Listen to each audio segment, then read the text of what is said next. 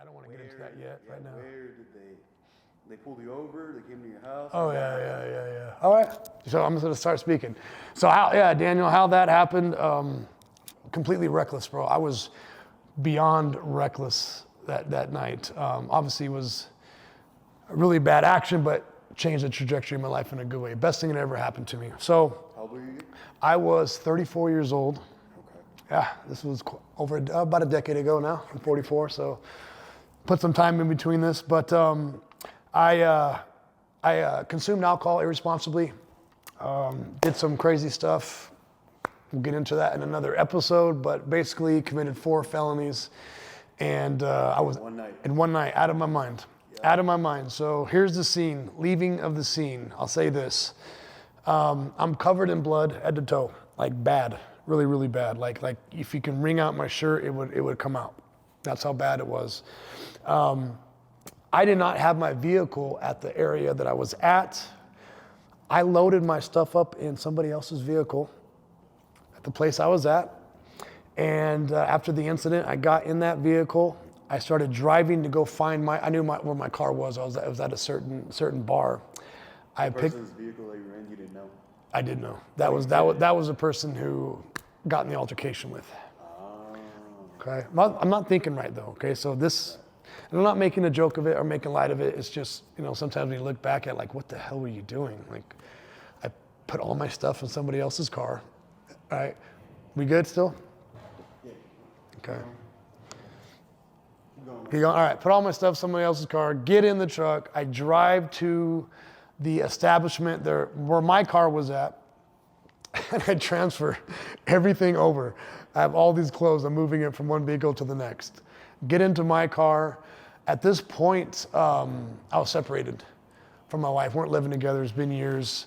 And I call her. I don't know who else to call, right? Not thinking correctly. And I said, hey, and I've told her this. I messed up. I didn't tell her what happened. I'm coming home. She's like, yeah, okay. This is like one in the... like before the cops are... Oh, yeah. Okay. I'm on the run right now. Oh, okay. I know the cops are coming. Okay. I already know this because there was a call made. Part of my charge was blocking a 911 call. That was part of it. So we'll again, get into that a little bit later. So I'm driving to my house. I am not in my right mind by any means. I pull into the garage. The garage door comes open. I pull in.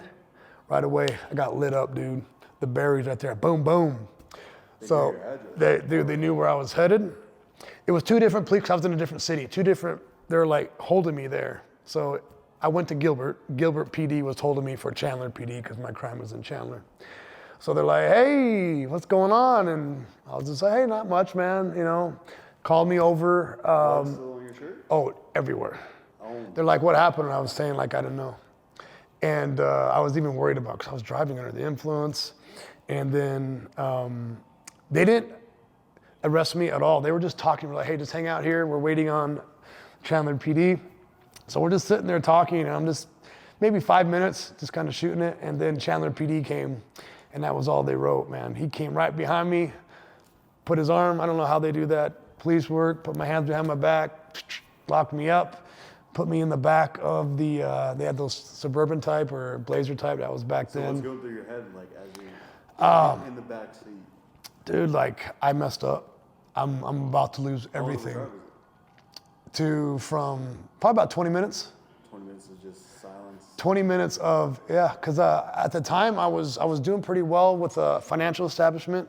My career was moving in the right direction, even though my personal life was in shambles, and that's really what happened. Intersected and blew up. And I had certifications, so I was on the radar, meaning if you get arrested, not just get arrested, but get felonies, you get kind of, hey, this guy has certifications. You can't have a felony with those certifications. So I got arrested on Saturday, bailed out on Sunday. I went back to work, obviously not saying anything to anybody, going, okay, I have time because I was arrested but not charged yet. That's what's going through my head, right? So a few hours into the day, a couple of there were colleagues of mine, we're all managers on the same level, came up to me and said, hey, Ryan, I didn't even know what was going on. Can you lock up your drawer? Because we're in financial area. Got to keep stuff locked up. And come in this room is going to talk to you. I'm like, oh, yeah, cool. So I get there. This was after everything's said and done. Yeah, because this thing happened on Saturday. Right. I get out on Sunday. I'm back at work on Monday. Okay. And halfway through the day, they call me in. And this is when it hit me. This is when I was like, holy smokes, man. They're like, Ryan, due to the incidents over the weekend, we were made aware, that you're licensed, this, and this. We can't have you here. So I was suspended immediately, right then and there, and walked out of the building. Wow. Yeah, no, I was the leader there. Like, I was known there. So it was a big, like... That's some, like, Wolf of Wall Street type. Oh, bro, it was, dude, it was nothing to be proud of. It was shameful, bro. I got everything taken away from me. Right. I caused it. Nothing got taken away from me. I caused it. But yeah, right then and there, I was like, all right. How did they find out that happened? It's like my certifications. Are they like, look at your background? Yeah, like it's, I don't know how they find out so quick, but you can't have like felonies and the certifications that I have somehow they know. Watching like that. Close. Yeah. Like when I got the certification, you have to get your finger prints done and all that stuff. Like you're on record. Wow. Yeah. Wow. Yep. So then what was like the jail experience? Like jail was crazy, bro. Oh, for that. So like that was just a minute. I mean, not a minute, excuse me. That was like a day, less than 24 hours. Cause you just got to go see the judge to see basically, are they keeping you in jail until you'll trial, or are they going to release you on your own cognizance until trial based on what your crime is, this and that. In between. So you spent no longer than 24 hours in jail? No, because what happened is Amy started calling attorneys right away. Your wife? Yes, my wife started calling attorneys right away. And I remember because you're on 4th Avenue getting processed. You're with a bunch of people getting moved from cell to cell. And this was in Chandler again? No, this was Jefferson. This is in Phoenix now. I'm taking the 4th Avenue. Oh, really? Yeah, that's processing. Oh. Processing is in 4th Avenue. No. Okay. Took me all the way to Phoenix. You get processed. First of all, they take me out of your bloody clothes. Oh yeah, this is all like, you don't sleep. This is, I get there, they get me out of my bloody clothes, and you get on a white bunny suit. Straight up white. It's just a white plastic suit. No, not yet. That comes later. So it's just white, and you're walking around in that. You're going from cell to cell, and basically they're moving you to the court. There's a court in there, and you go and see the judge. That's when they're going to say, hey, you're denied bail or you're granted bail. And so I'm in there, and all of a sudden this lady walks in. I have no idea because I've been, I'm in the process, and she taps me and says, I'm here for you. I'm like, okay. She walks right up to the judge. They talk about whatever's happening, and then she comes back to me and says, okay, you're going to be processed and let out of here in about an hour. I'll talk to you later. I was like, okay. And then it took me about an hour after that. I got picked up. And the journey began, brother. That's when I went home and started working on what's going to happen, how to either fight this, how to get out of it, how to lessen the charge as much as possible. I mean, anybody who gets in trouble, you don't want to get in trouble, right? Like, how do I get out of this type thing? There was no getting out of it. There was a little bit of a delay before the trial came up, or before I had to go back to court. And they decided that I needed to go spend some time in jail. They sentenced me to 6 months. 6 months. Yeah, sentenced me to 6 months. Not a long time. Not exactly long 6 enough. Months or? Yeah. It was 6 months. Wow. What the sentence was. Yeah. And then how was that?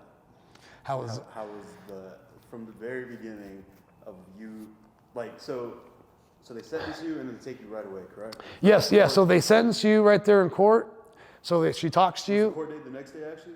No. Like, so this was February. So basically from November to February was limbo of what's going to happen. 4 months? Like 4 months.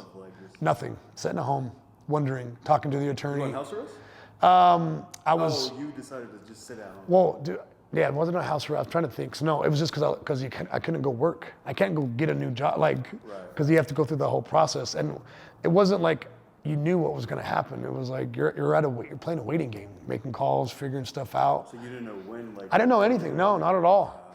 it was my attorney one morning called me and said, hey, Ryan, they brought up new charges.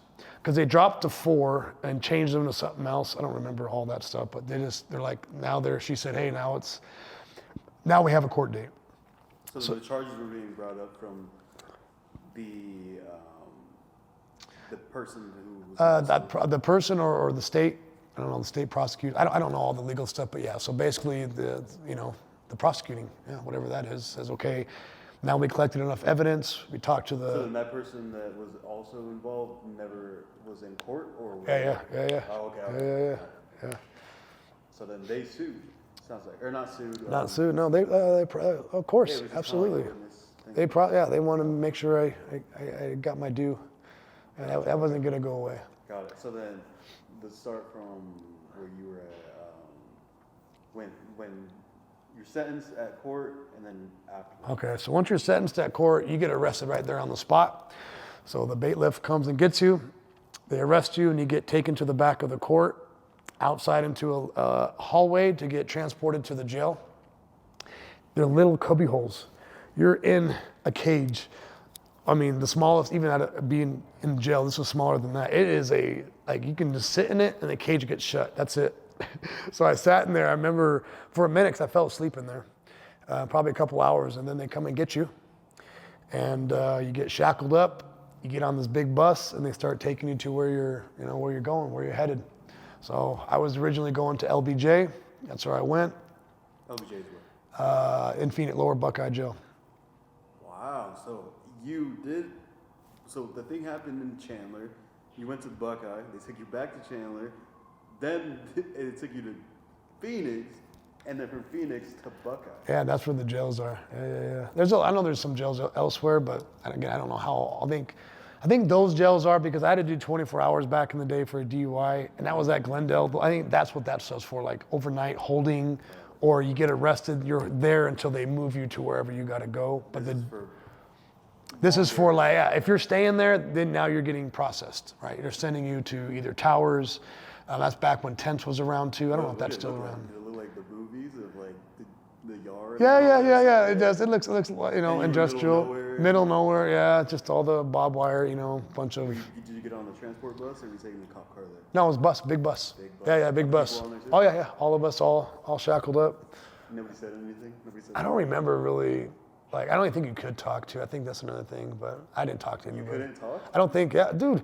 You get your rights taken away. They tell you when you can talk. They tell you when you can shower, if you can shower, what you can eat, if you can eat, what time to go to bed, what time to wake up. Well, you don't have no rights. You learn that real quick. Dude, I couldn't even get a toothbrush for like 3 days. Can I get a toothbrush? Yeah, I'll bring it to you. No, they won't. From the first day you got there? Oh yeah, dude. Because you have to it's so nuts there, man. It's not anything you can prepare for. Because I'm like, all right, just be tough guy, right? But dude, you can't. Oh yeah, that, and you just can't prepare for it, dude. You can't prepare. You go in and they start moving you around, and then. Do you get the idea of people loving jail, so to speak? Like people want like jail? No, but there were some the tower I went to was. Actually, let's talk about that first. Okay. When you first. The holding cell, and then from thereafter, what would that look like? All right, so you get to LBJ. They take me to the infirmary first because I had a medical thing going on. So I was there in my own little room. It looked like a emergency room kind of setting. It was actually a really cool setting. And somebody told me I was going to be there so I thought that's where I was going to be. And I was like, this is kind of weird. I was only there for 24 hours. The next day, the cop said, all right, or whatever, DO, all right, time to take you to Gen Pop. And I was like, all right, here we go. All right, and that's when you start walking down. I mean, it felt like a mile inside, big, huge hallways of nothing but steel, the steel gates after every so on and so forth. Are you passing, oh no, because you're not in. No, these are just like steel gates, like long hallways. And there's inmates, you're lined up. Yeah. You're all shackled up. You're on this side. And if there's other ones coming down this side, you can't look at them. So you can't look, don't talk, nothing, because shit happens all the time, bro. Oh, it does, big time. Wrong look. Bro, all the time. You can't get to, there's so many stories I can tell you about. PC, which is protective custody, man. Like, ooh, you do not want a PC up there, bro. Like, you got a target on your back. So I got to learn all about that. Saw some good fights there. So anyways, going... Custody as in, like, you snitch and then you get... Snitch, or like, hey, I need help. Like, they're going to hurt me. They, you know, yeah. You go to the DO, then you get put somewhere, right? So for instance, I'll just skip real quick. The craziest fight I've ever saw, or just, it wasn't even a fight. It was just it was like a knockout. But there was PC. The officers just took their eyes off each other, right? You know, because you're moving people for you got to go to, what am I trying to say, the doctor or the nurse, like I forgot what they call that, but everyone has their own little things they got to move to, right? Sometimes you're just moving for different things. And they have, you know, people on the right side who are legitimately in there for whatever reason. Then you got cops who brought in the PC side. And they just got maybe just like me and you just talking, take our eyes off of it. And people talk, they know, dude, hey, this guy PC, it travels. The way how stuff travels in the jail is crazy. It's unbelievable. And they saw a dude that PC'd up, walked right up to him. They were close enough. Dan, he headbutted him right. I've never seen anyone fold so fast and so loud. It was a car crash right on his jaw. Boom. I think I even said something out loud like, damn, or something like that, because everybody was like, what? And the dude folded backwards. You know how like your knees, whoosh, like he folded backwards. And I do remember too, the guy that did it's like best, because he's gonna go into whatever, solitary confinement, best whatever I ever earned, or he was just screaming, going off, dude. Like he loved it, yeah. Don't you ever PC, you know what I mean? Dan, what you don't know too is the next step is prisons. This is what I learned. So you're being like, the guy that hit the dude, if he didn't do that, and let's say somebody saw that, they all get transferred to prison later, right? So maybe now they're now at prison, and they're like, hey, that guy had a chance to check somebody and he didn't. So it follows you.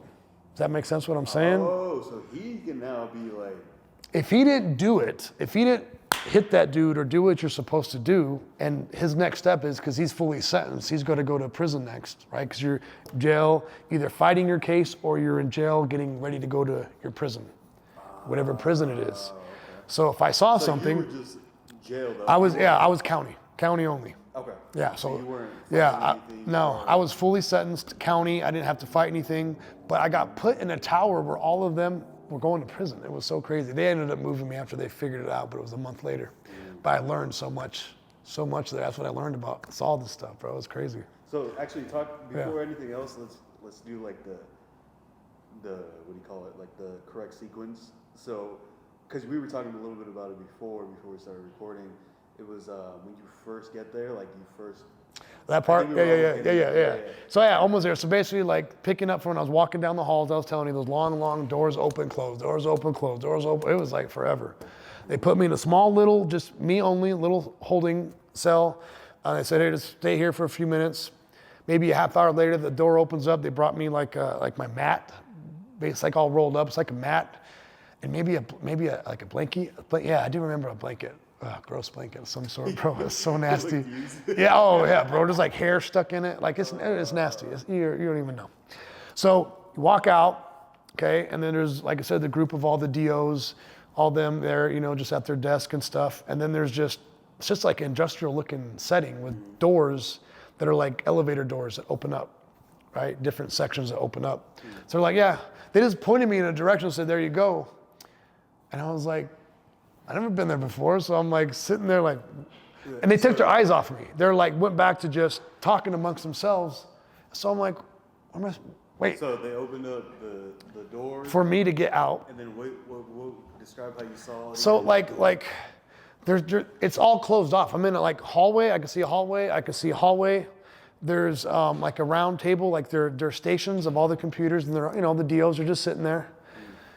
But I mean, there's no signs, there's no nothing. And they're just like, yeah, they pointed, but I looked and I'm like, I don't see anything. So I kind of sat there it was only like 5 or 10 seconds, but I was like, they took their eyes off. So I kind of like took a couple steps.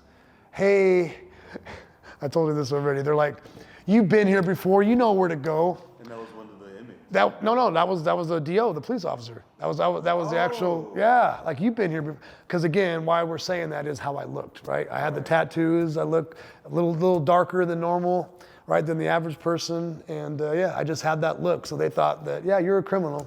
You've been here before. You know what to do. And I remember being like, this guy's so stupid. So I'm like, all right, yeah. But can you blame them? I did. I saw it was just funny though. Like that's how they talk to me. I'm like, whatever. So then. So it was only like 5 feet away. I'm like, oh, okay. So I just go over to, because there was doors closed. So you go there and there's cameras and they open it up, right? And then you walk into like an elevator, so to speak, but there's doors on the other side that open up too, but they're closed. So you step in, the one's closed behind you. And this is where I was like, whoa, the door's open. So it's like actual elevator where there's no bars. It's like no, it looks like an elevator, but it's more like it is. It's like steel doors, just steel doors. Okay. Right? So you can't see through them. No, you can't see. No, you can't. No, nothing at all. I have no. Yeah, that's what I'm saying. This is the part where, because on TV, like you see this stuff, and you kind of think of like the normal individual cells where people are like have their hand on the bars. You know what I mean? Like, so I thought I was gonna get walked into a cell and the door shuts and you're in the cell. No, you walk into the open tower, right? And so the doors open. I was in. Mine had 34. So 78 people were in there. It was full. 34 in the bottom row, 34 on the top. It's like a big L. Yeah, 80 people in there, in the tower. So there's some people, like you can imagine the setting, some people sitting at the lunch tables, playing cards, whatever that may be, shooting the shit, playing chess. You got the people on the upper deck looking at you, bending down. All right, you got some people walking around. But as soon as somebody new walks in, it all stops. Everyone stops. They're like, oh, new guy. And they all start coming to you because they want to find out who you are. What race are you? What group are you going to belong in? Because I was in, the tower I was in was race segregated. Again, all these guys were from prison. I was the only one that wasn't. Different towers have different rules, different structures, different whatever. The one that I was in. You went to prison. They had. No, these guys were all. I was in like it was a mistake. Like all these guys were prison dudes. All of them. So is that race segregated thing only like a prison thing, or is it also a jail? It is in jail as well, but all jails are different, and it really depends on the people that are in there, meaning the inmates, and how they run it. Because some places are a little. Because I went to another jail about halfway through my time, and it was like Disneyland. The first place I went to, set me up to make this last. I was like, oh, this is nothing. A bunch of kids just thinking they're tough over here. I was in the real spot. Oh, dude, the stuff. Oh, I saw. Oh, dude, way more, dude. The stuff is crazy. So, damn, things opens up. All these people are. I froze because I was like, what the heck's going on? Where are the cops? That's what I'm thinking. Where the police officers? All I'm seeing is inmates. They're all walking towards me. What's gonna happen? Right away, like you're not even looking. You look at this guy. My papers in my hand. They take it right away because they're looking at it. The one and only time I was proud of my offense, because it was aggravated assault, and that was considered good there. They're like, oh, okay, cool, aggravated assault. It was a good thing. Okay. Not saying I'm proud of it. That was the one and only time that I was like, all right. Because if you had certain offenses you have, you're getting. I watched it. I saw it. Any type of sexual, rape, child. Molestation, anything, all that stuff, like grape, because you can't say that on YouTube. Oh, Grape. Okay, I have no idea. I don't know these rules. Yeah, you're gonna have a hard time in there, so right away. Anything to do with like women and children, like your offense. Sexual stuff, yes. So like, even if it's like domestic violence against like your wife or something. That's kind of normal. Really? Yeah, that's kind of normal. Yeah. It's more of like children and like, and again, grapes, right? Talking about that, like any type of sexual. Okay. It's that type of stuff. But yeah, mainly children. What if it was like this is just for me. What if it was like a dude on dude thing? Bro, I don't know. That I don't know if people want to even mess with that. They might say, hey, cut that out, bro. I don't know about that part. Okay, so then they looked at it. They look at it. They see what race you are. Look at your name right away. They're like, okay. And like I was telling you earlier, off camera. Oh yeah, right away. No, you're there, bro. Now your group, they're like, because what I was about to say is, still good on the half hour? All right. When it comes to race and segregation there, it was based off of where your biological father was born. So I look Mexican, or I'm darker. I am Mexican. I'm half, but I look more Mexican than I look white. And so again, it's based off of where your dad was born. My biological father was born in Mexico, so you're Paisa. If you're born in Mexico, if you're Mexican but born here in the States, you're Chicano. Then they had Woods. I really don't remember what they call African American. I think it was kinfolk for some reason in mine. I can't remember. I don't know why I can't remember that. Chiefs, Native Americans. We had some chiefs. Yeah, so chief. Yeah. Chiefs. They're considered chiefs. Right away, what they teach you is, I didn't know this as well. What's up? Any Asians? I didn't see any. Not in my tower. Not one. Not one. Maybe it's everything. So. Yeah, not one. But then they just start telling you the rules. Hey man, you're with us. They start giving you water. The waters aren't brand new. So you didn't have to do anything to really like get in there. It was just like Day 3. Sorry, day 3. Yeah. Day 3. Okay. Because day 1 I was in the infirmary. That's why I'm being technically. Day 2 they put me in there. Day 3 I had a little something. You had to do a little something. Yeah. Prove yourself pretty much. Yeah, but I took care of it. But So we'll talk about that. What happens if you don't prove yourself? What, you just thrown out? I saw there was 2 guys that came in that got beat down pretty bad over and over and over again. They move you out, dude. Like they get you out of there. This is you're gone, you're done. Because when you get beat down too, you got to try to do it in secret. There's called the shower monster, right? There's a spot in the shower that cameras aren't there, and then there was cell 16 and cell 32. Okay, those are in this corner right here. Stuff can happen in there. Can't see. The reason the detention officers are in the middle of this. they're not really in the middle. They're up in like it's all dark windows. You can't really see. Every once in a while you can kind of see them in there, but they're up there looking down. Okay? They have one person who comes in, or maybe 2, every 15 minutes, and they do a walk. They walk downstairs and they walk upstairs, right? That happens, and then they go out. But there's always the tower, right? It's dark. So that's what they're watching. But they don't want you to cause problems, the inmates even, because the guards, they'll shut it down. What's big there is commissary, food. You don't want to eat the food that they have in there. You want to be able to buy the food, right? And they'll shut down. They'll take it away from you or won't allow you to order it. And that causes more chaos. So like, let's say that I started a fight in the middle of it. Even if I won, I'm probably going to get beat down because now I got the whole tower shut down. Does that make sense what I'm saying, dude? Like, So you get in a fight, they stop your commissary. Like that could be something that the DOs do. Like if there is somebody causes trouble in there, they can say, they'll go to the main guy. I forgot what they call him, shot caller, so to speak, we'll just say. And they'll say, hey, Daniel's over there causing problems. If he doesn't stop, I'm going to shut this whole thing down. That dude's going to get talked to. Yeah, Wow, yeah. So even like the COs know. Oh yeah, dude. There's hierarchy in there. Yeah. There really is. And the main people really want to keep the tower open and commissary and everything good. They still got to run stuff, and have stuff done. So when they tell the leader that, what usually happens after that?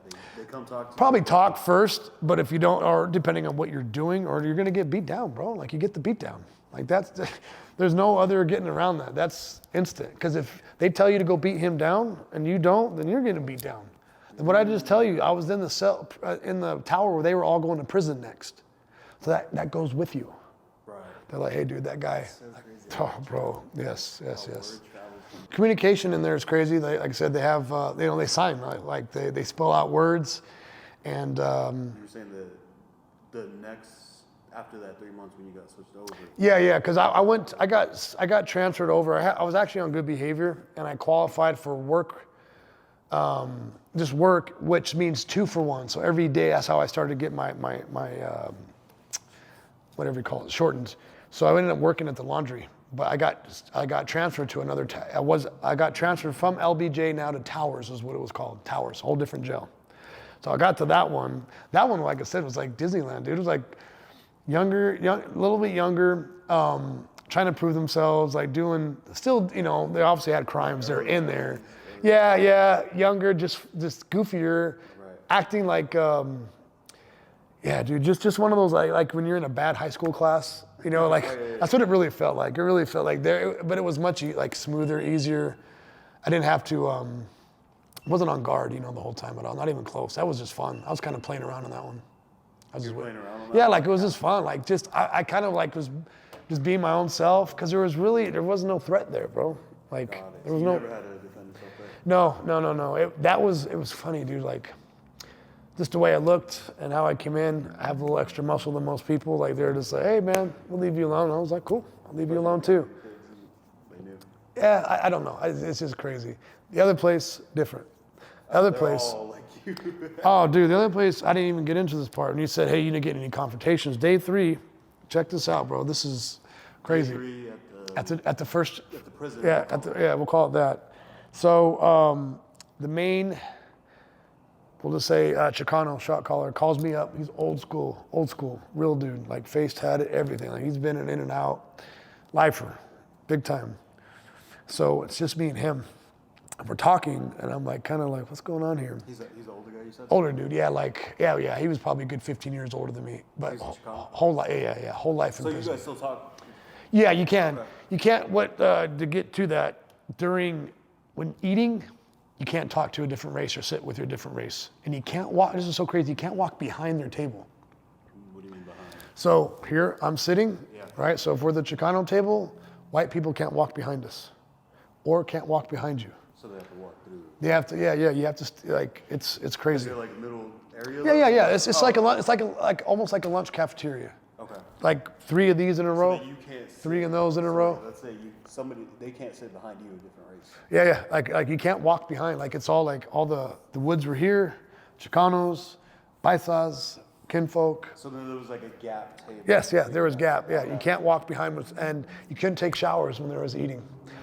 They told me that in the very beginning, and I was like, all right, cool. I never asked questions. And then one person took a shower while they were eating, and then he got invited to see the shower monster. Wow. Yeah. It's crazy. Well, did you ever hear the reason for that? I didn't ask like why can't. I don't know if it was a disrespect thing or because you're eating and, dude, like you're white, you're naked. I mean, there is no, Was the shower right next to the? for like to the wall from here. Okay. So yeah, so maybe a little bit Maybe further. You can see in there? Oh yeah, dude, there's no coverage. Like there's no shower curtain.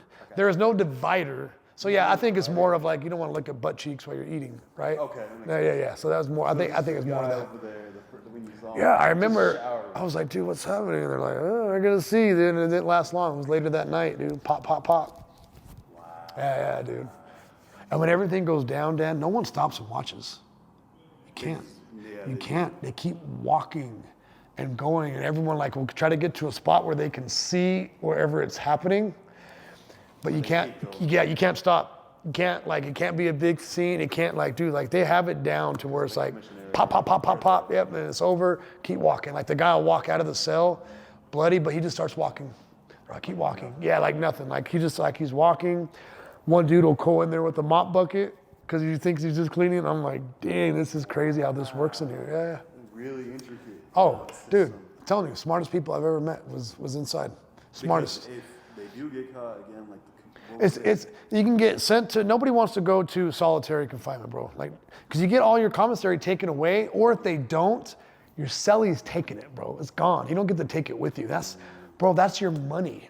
Right. Like commissary, and lucky for me, I had a little bit of money. Your own money for Yeah, oh yeah. Somebody got to put money on your books from the outside. Is it expensive? Yes, it's a charge for it and everything. Oh yeah, bro, it's horrible. Like How like much what would be like a basic like commissary meal? so like Would it be I like don't a know. burger or something? Or Oh hell no, No, bro! maybe. It's like going to like a shack and ordering like beef jerky sticks, chips, cheese, pickles. Oh That no! was a desirable. Oh dude, like So what were they serving for actual? it's called food? slop, bro. It's Right. nasty. It is mix of stuff you don't want to know.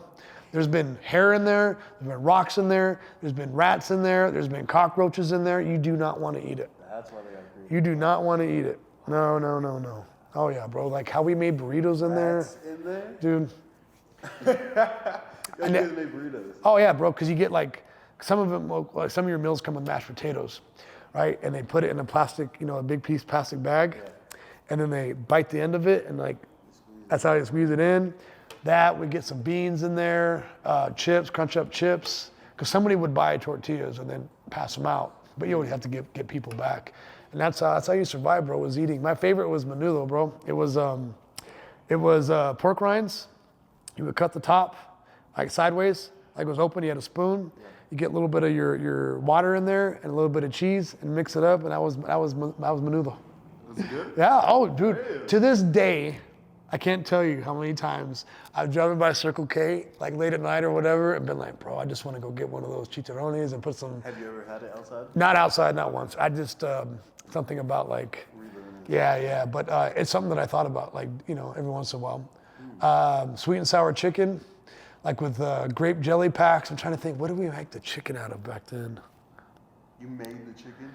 Dude, like it was out of something else. Just like the menudo was pork rinds, right? Like I can't remember what it was. Maybe it was pork rinds too, but we get jelly packs. Dude, they make the meals I'm not kidding you. You would be surprised of how good. Oh yeah, dude, it's funny how the stuff that they can make in there, dude. Crazy. Wow. Yeah, big so time. Then, what was it like when, like after that 3 months, every 6 months, that you like, would they say something to you like, hey, you're being moved or something? So you know your time the whole time. Like when you're out, when you released it. Yeah. Oh, dude. Yeah, it's bad. Especially because I was in there for that long. Like if it was like a 5-year sentence, 10-year sentence, you just forget about it. You just do your time. But when you're under a year, you're just like, I want out of here. I want out of here. I want out of here. Each day felt like a week. It was the most boringest, longest time. You think you're gone a lot longer than you really are. You feel like so much is you miss so much. But I didn't sleep that much. A lot of people sleep. I didn't sleep. I don't sleep that much at all naturally, which you know about me. So I was up so much of the time where a lot of people slept through most of the day. They stay up all night and then sleep through most of the day and just wake up to eat. So you got fed twice there, which you starve. Is there a reason for just no light coming in, or like they What do you can't mean? tell what's day, what's It's just night? boring, bro. Like you're just bored. So they're just like, I'd rather You stay sleep up all whenever, night. or- Yeah, you can sleep whenever, because like you can just stay in your cell pretty much the whole time, but people come out and walk around, Right. play whatever, do things. Some people just sleep in there. I used to envy all those people who could sleep. Like there was a guy that could sleep all the way almost until like dinner. Then he'd wake up and eat and chill at night, and then be sleeping like the whole time that there's nothing to do in there, man. You didn't even play cards? Oh yeah, I played chess a little bit. I was never comfortable. Like I'd play chess a little bit, I'd read, I did read all the time, but it was forced. Like I never just locked in. I'm always like, man, what time is it? Man, I'm hungry. So yeah, dude, not good, man. Wow, so you're always on edge, basically. Yeah, I definitely was. On edge. Yeah. So then what was oh yeah, back to did they tell you anything, or did they just say like, hey, we're moving you? Yeah, so basically what happens is I forgot how they do it, but there's like an intercom that always plays, and they'll play it in Spanish. It's so funny. And then all of a sudden they'll say, in Spanish? yeah, because there's Spanish? no English and then Spanish. They Oh, play it.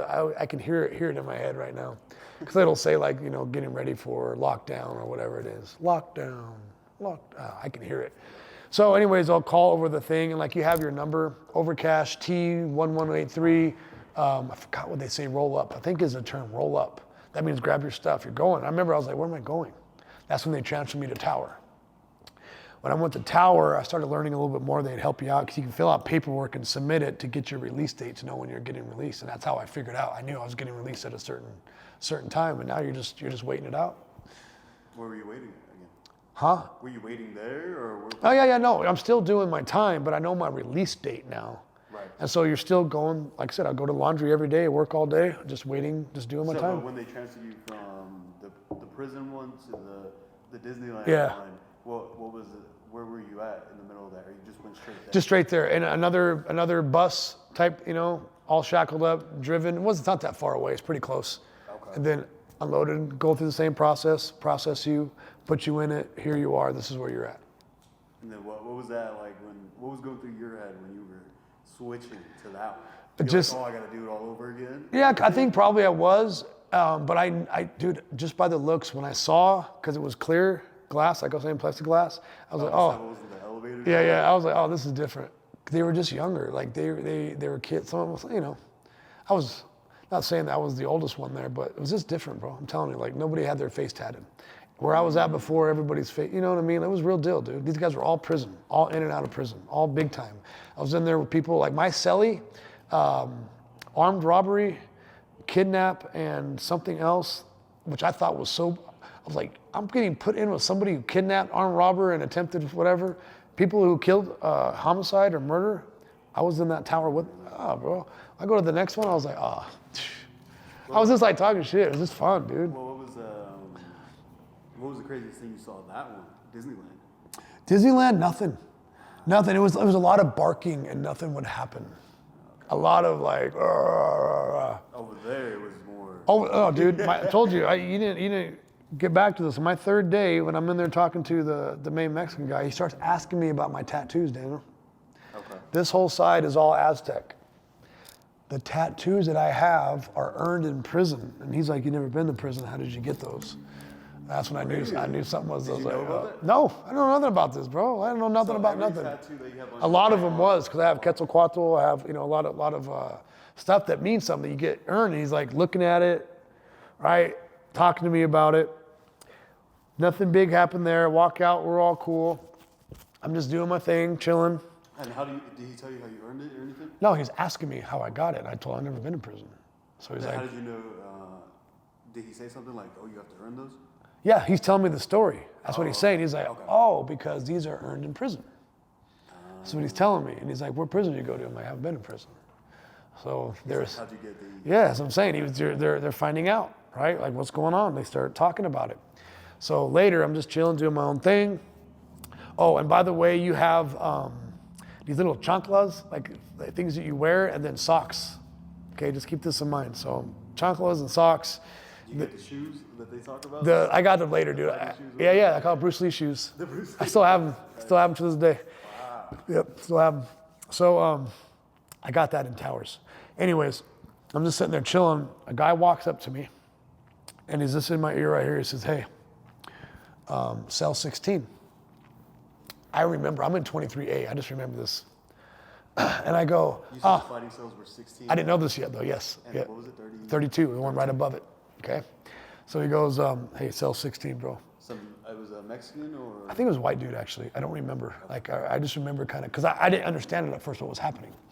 And I go, because how I answered him was, no, dude, I'm cell 23A. That's how I answered him, right? And he goes, no, walk with me. So we start walking side by side, and he's like, cell 16, you need to go in there. And I'm like, what? And I'm finally starting to figure out as we're walking in there, and he peels off. Last thing he says is, take off your shoes and socks, or you're gonna slip all over. And I go, holy shit, this is really happening. Because I know I'm walking, like it's just gonna be, damn. Like it's maybe 30 feet, it's the longest 30 feet in my life. Because in my head I'm playing, what do I do? What do I do? What do I do? Why? Because one of my fears was don't go to jail and get in more trouble to where you got to stay in here even longer. Right. I'm not kidding. Right. So in my head, I'm like, what do I do? What do I do? Right?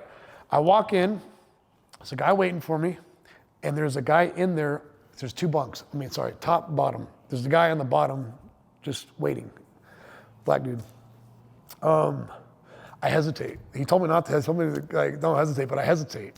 And you're in a small quarters because the bed is steel and then there's the wall, right? So very small. And the dude was tall and lanky. And what I think kind of helped was he hit me first, but like he kind of, I think, hit the wall, but hit me. So no words? No words whatsoever. I walk in, there was probably a half-second delay before the swing happened. Like I walk in, see this here, oh, here it goes, right? So very tight, bro. I got a good nickname from this, but so tight. I do have MMA background. Not like I was even thinking of that, but it just happened. I grabbed him, like we were so tight, dude. I just started throwing knees at him. He fell to where he was pinned. I just started hitting him. And I was hitting him so much, so I didn't even know what was going on. The guy that was there, he was there to calm me down and get me out of there. So he knocks me out. So that's enough, walk. That's what I'm telling you. Walk is what he says. Like walk now. And so I had to walk out of that thing, and I'm still not really knowing what, I'm like, right? Like everything, and somebody else is coming, just keep walking, brother. And so that actually got me a lot of respect, big time. That changed everything. My nickname became MMA after that. They're like, oh, MMA. That was my nickname. They even asked, it's funny, it was called the Torpedo was the nickname, even though it sounds so weird. Your nickname? No, the torpedo of the tower is the guy that goes and does the work. Like, hey, Daniel, go get him. You're the torpedo, meaning you're the tough guy. Okay. So what's cool is they brought me in to talk to me about that, but they knew I wasn't staying in there long. This is what I said. Some comments kind of cool. They're like, we don't want you to get in trouble. So you're not in here. We're not in here long enough. But yeah, we wanted you to be the torpedo. But yeah, you're not in here long enough. And I was kind of like, all right, cool, whatever. But never had any problems in that spot after that at all. People would come and ask me a couple things like, hey, how long did you train? So funny. One guy even said, this is how like their brains are so off. Like, hey, dude, could you beat up? Just as when George St. Pierre was a champion. And I was like, no, bro, not even close. Right? That's what they were like, dude. Like, it was kind of funny. But yeah, that was what I had to do there. That earned everything. Everyone backed off me, and then I ended up becoming pretty cool with everyone, like friendly. Like, I ended up becoming. So you never had any problem after that. But there was a couple people you had to keep an eye out on, because there was a couple people that were quick trigger and wanted to make a name. Like one of the guys, I can tell you, tatted everywhere. Smaller dude, but tatted everywhere. And I thought I was going to end up having to get into it with him. But he didn't like. There was something about me. I can't remember what his holdup with me. Oh, I think it was because I was half. I don't remember. But there was something. Yeah, there was something that he didn't. Like, he would say things near me that I'm like, is he talking about me? You know what I mean? But anyways, nothing ever happened with that.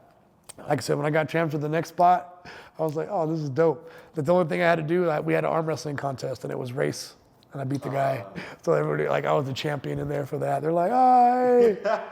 Funny, dude. You beat that guy too? I did, yeah. Arm wrestling, and I got lucky on that one. Like, I didn't want to quit, because I'm not kidding, Daniel, I'll tell you this and everything. It was because again, Mexicans were counting. Like, it was Mexicans white, and he had me. He was a very strong, like, when you feel someone, I'm like, oh, dude, this guy's naturally strong. I know what his hand can almost wrap right around. You can tell their forearms. Like, I lift, but I'm like, I look lean, I'm like, this guy does look like a dude, and I was like, great.